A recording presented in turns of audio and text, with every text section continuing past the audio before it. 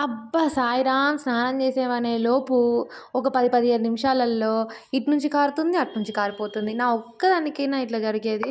కాదు. నా ముక్కు మీద దోమ కుట్టింది. రాత్రి ఆదమరచి నిద్రపోతే అంతలా ఉబ్బేసింది ముక్కు మీద. ఎందుకలా కుట్టిందో ఏమో అంత నొప్పులేస్తుంది. అది ముక్కు మీద దోమ కుట్టింది. అక్క దోమేనా అంటే, దోమనే కావచ్చు. నా రూమ్‌లో దోమలు తప్ప ఏముండవు. హమ్మా! ఈ చింతపండు తీయాలంటేనే తల ప్రాణం తోక్కొస్తుంది. ఎండాకాలం వస్తే చాలు. పచ్చళ్ళు పెట్టాలి. మామిడికాయ పచ్చడి, టమాటా పచ్చడి పెట్టాలి. చింతపండు తీయాలి. ఆ!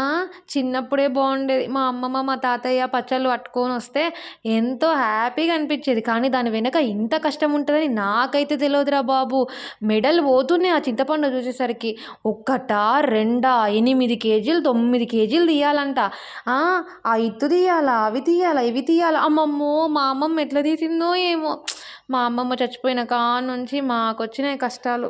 మా తాతయ్య గూడా బ్రతికున్నప్పుడైతే అసలకి నేనైతే స్కూల్‌కి రేపు సెలవులొస్తాయి అనంగా మా తాతని రా, రా, రా అనుకుంటా ఒక్క కాలు పట్టుకొని బతిలాడలేదు మా తాతని.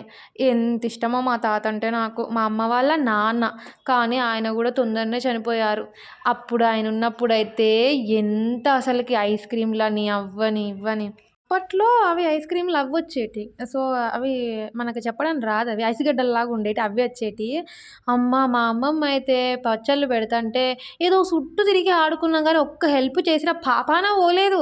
అమ్మ గద్దియ్య, గిద్దియ్య అని ఎప్పుడన్నా చెప్తే, "ఏ పో నేను చెయ్యం నువ్వు ఆడుకోవాలని" అన్నా.